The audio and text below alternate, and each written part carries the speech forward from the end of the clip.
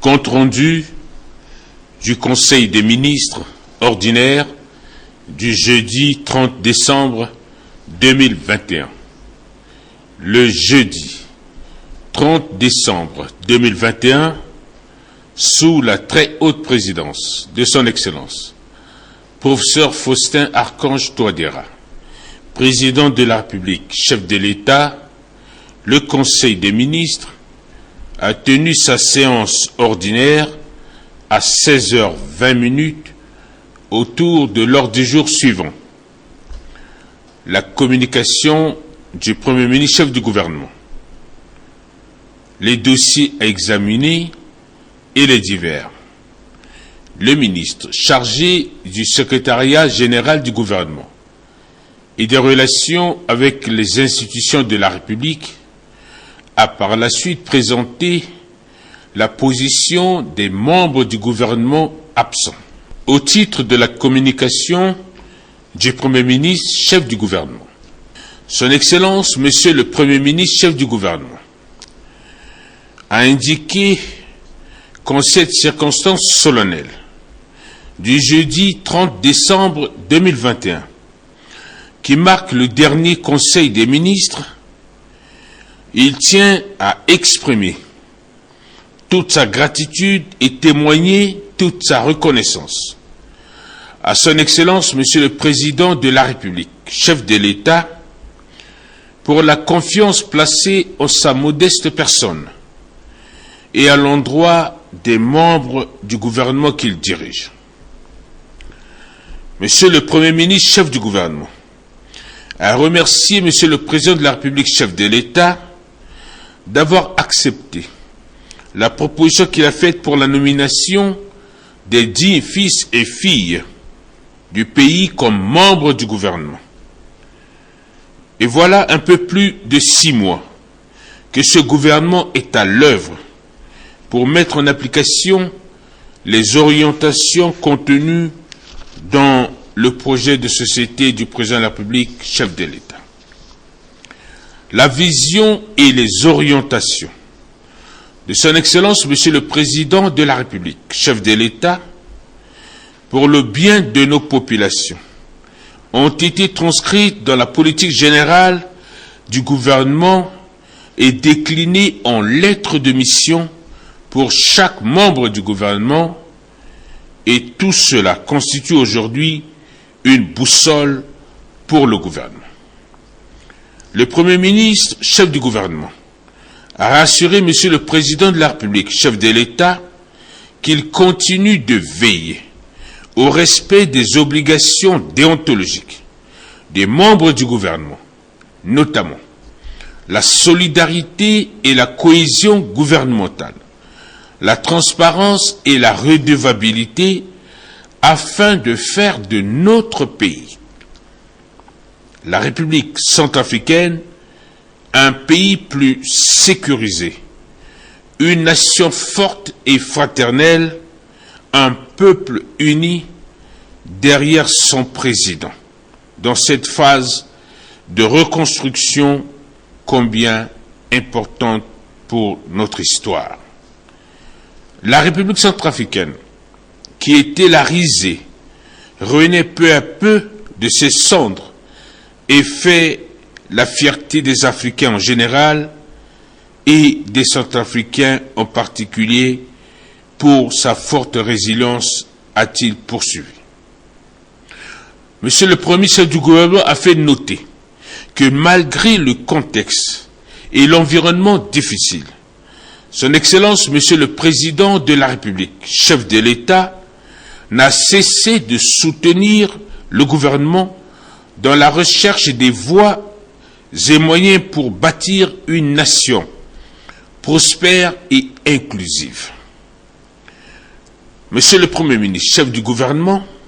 a réitéré son engagement et celui du gouvernement à continuer à travailler sous l'autorité du Président de la République, chef de l'État, pour le relèvement de tous les défis afin de réussir le projet de société sur la base de laquelle Son Excellence, Monsieur le Président de la République, chef de l'État, a été porté à la magistrature suprême de l'État le 30 mars 2021. La célébration des festivités du 1er décembre 2021, marquant le 63e anniversaire de la proclamation de la République centrafricaine, fut un grand moment retentissant de franche communion entre une adhésion populaire d'une part et une démonstration publique d'autre part vis-à-vis de l'attachement à la politique de son Excellence, Monsieur le Président de la République, chef de l'État, qui consiste, entre autres, à la restauration de l'autorité de l'État sur l'ensemble de notre territoire national en vue de la promotion de nos valeurs culturelles et de la concrétisation de notre émergence économique et sociale, a conclu Monsieur le Premier ministre, chef du gouvernement. En réponse, Son Excellence, Monsieur le Président de la République, chef de l'État, a remercié Monsieur le Premier ministre, chef du gouvernement, ainsi que les membres du gouvernement pour les vœux adressés à son égard et à l'endroit de sa famille. Aussi, les mots qui le touchent profondément, qui témoignent de l'engagement et du soutien ferme du gouvernement. Ensemble, a-t-il noté, nous devrions travailler pour construire notre pays, car l'année 2022 sera pour nous une année charnière. Nous devrions tous nous mobiliser pour faire face aux grands défis qui s'imposent à notre pays, dans la mesure où les attentes de nos populations sont de plus en plus fortes. Elles sont encore tournées vers la satisfaction de leurs besoins pour lesquels le gouvernement doit trouver des réponses appropriées. Avec l'appui du Tout-Puissant, tout ce que le peuple a demandé se réalisera, a précisé Son Excellence, Monsieur le Président de la République, chef de l'État. C'est pourquoi il a demandé au gouvernement d'être toujours mobilisé pour relever les défis ainsi que tous les moyens possibles à mobiliser pour faire gagner le pari du développement intégral de notre pays. Son Excellence, Monsieur le Président de la République, chef de l'État, a saisi également cette occasion pour adresser ses vœux de bonheur et de santé à Monsieur le Premier ministre, chef du gouvernement, ainsi qu'aux membres du gouvernement, afin qu'ils continuent à travailler inlassablement dans de meilleures conditions, car il a la foi que le Seigneur a exaucé nos prières afin de nous aider à réaliser les vœux de nos populations qui n'aspirent qu'à vivre en paix, a conclu Son Excellence, Monsieur le Président de la République, chef de l'État. Au titre des dossiers à examiner, le ministre d'État chargé de l'économie, du plan et de la coopération internationale a soumis à l'examen du Conseil le projet de décret fixant le cadre général de gestion des projets d'investissement public en République centrafricaine. Le ministre d'État a indiqué que le gouvernement centrafricain a mis en œuvre le projet d'appui à la gestion des dépenses et d'investissements publics et aux réformes Agir financées par la Banque mondiale. C'est dans ce cadre qu'une mission d'évaluation de la gestion des investissements publics a été réalisée pour identifier les forces et les faiblesses de la gouvernance des investissements publics selon la méthodologie Public Investment Management Assessment PINA, développée par le Fonds monétaire international FMI en 2015 et actualisée en 2018. C'est dans ce contexte que la Banque mondiale s'est engagée à soutenir la commission de la CEMAC afin d'améliorer l'efficacité des systèmes de gestion des investissements publics dans les États membres. Elle a permis d'apprécier l'évaluation des cadres institutionnels et des pratiques face aux défis et enjeux de la gestion des investissements publics dans notre pays. Ce projet de décret a pour objectif général de renforcer le cadre institutionnel de la gestion des investissements publics. De manière spécifique, il vise notamment à poser les principes fondamentaux d'une gestion efficace, efficiente, transparente et durable des investissements publics en se concentrant sur les étapes en amont du cycle de projet, toutes les sources de financement confondues et à tous les niveaux administratifs afin de contribuer au développement économique et à l'équité sociale dans notre pays. Le dit projet de décret repose également sur la rationalité, la viabilité économique et financière, la priorité, l'économie, l'adaptation au contexte national et la prise en compte des considérations liées au changement climatique. En outre, il prend en compte tous les acteurs intervenant dans la chaîne de planification, de programmation, de budgétisation et de suivi-évaluation des programmes et projets. Ainsi, son adoption consacre l'une des réformes structurelles soutenues par le programme d'appui budgétaire 2020-2022 de la Banque mondiale pour les institutions résilientes et inclusives et une meilleure efficacité de l'État. À cet effet, le ministre d'État a sollicité du Conseil l'adoption du dit projet de décret. Après débat, le Conseil a marqué son accord et a adopté le dit projet de décret. Le ministre chargé du Travail, de l'Emploi et de la Protection sociale, de la formation professionnelle, a soumis à l'examen du Conseil le projet de décret portant revalorisation du salaire minimum interprofessionnel garanti SMIG et du salaire minimum agricole garanti SMAG. Madame le ministre a rappelé que lors d'une séance ordinaire du 5 mars 2020, le Conseil des ministres avait marqué son accord pour l'ouverture des négociations tripartites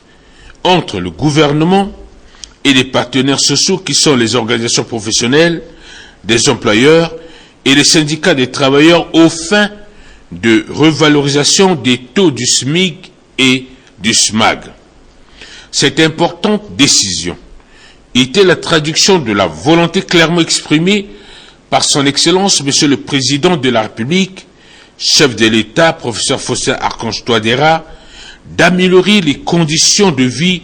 des couches laborieuses de notre pays. C'est ainsi qu'après la période trouble liée à la pandémie du Covid-19, son département a organisé plusieurs consultations avec ses différents acteurs sociaux. À l'issue de ce processus, les parties prenantes ont unanimement considéré que les SMIC et les SMAG actuels ne correspondent plus au coût de la vie et à l'évolution du monde du travail. Par conséquent, une proposition de revalorisation du SMIC à 29 000 francs CFA par mois et du SMAG à 1 000 francs CFA par jour a été faite. À cet effet, Madame le ministre a sollicité du Conseil l'adoption de ce projet de décret qui est une réponse concrète aux préoccupations des partenaires sociaux et qui va, à coup sûr, consolider la paix sociale dans notre pays. Au terme des débats, le Conseil a marqué son accord et adopté le dit projet de décret. Au titre des divers, Madame le ministre des Affaires étrangères, de la francophonie et des centrafricains de l'étranger a informé le Conseil de la visite de travail effectuée par une importante délégation libyenne conduite par le vice-président du Conseil présidentiel de la Libye. L'objectif de cette visite est de renforcer davantage les liens de coopération entre nos deux pays. Le ministre chargé de la promotion du genre, de la protection de la famille, de la femme et de l'enfant, en lieu et place du ministre chargé de la santé et de la population, a présenté au Conseil l'état d'évolution de la pandémie du coronavirus en République centrafricaine. Madame le ministre a indiqué que dans le cadre de la lutte contre cette propagation de la maladie à Covid-19 dans notre pays, la situation épidémiologique à la date du 29 décembre 2021 se présente comme suit. 76 782 personnes testées à ce jour, 45 nouveaux cas confirmés de contamination, 12 391 cas cumulés confirmés depuis le 14 mars 2020, dont 12 285 patients guéris et 106 décès enregistrés. 5 décès sont enregistrés dans ce mois de décembre 2021.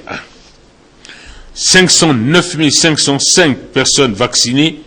contre la maladie à Covid-19 à ce jour dans les districts sanitaires de nos régions sanitaires. En outre, Madame le ministre a précisé que la tranche d'âge la plus affectée est de 30 à 39 ans. Et la répartition selon le sexe démontre une prédominance du sexe masculin estimée à 20,48%. À ce sujet, les recommandations ont été faites, à savoir réactiver les organes de lutte contre la pandémie, mettre à jour le protocole de prise en charge en incluant les médicaments validés par l'OMS au niveau mondial, intensifier la communication sur les risques et les mesures barrières, renforcer le dispositif de surveillance à base communautaire en vue du dépistage et de prise en charge des cas vulnérables. L'ordre du jour étant épuisé, Son Excellence, Monsieur le Président de la République, chef de l'État, a levé la séance à 17h25. Fête à Bangui, le 31 décembre 2021, le ministre, chargé du secrétaire général du gouvernement et des relations avec les institutions de la République, Maxime Balalou. Je vous remercie.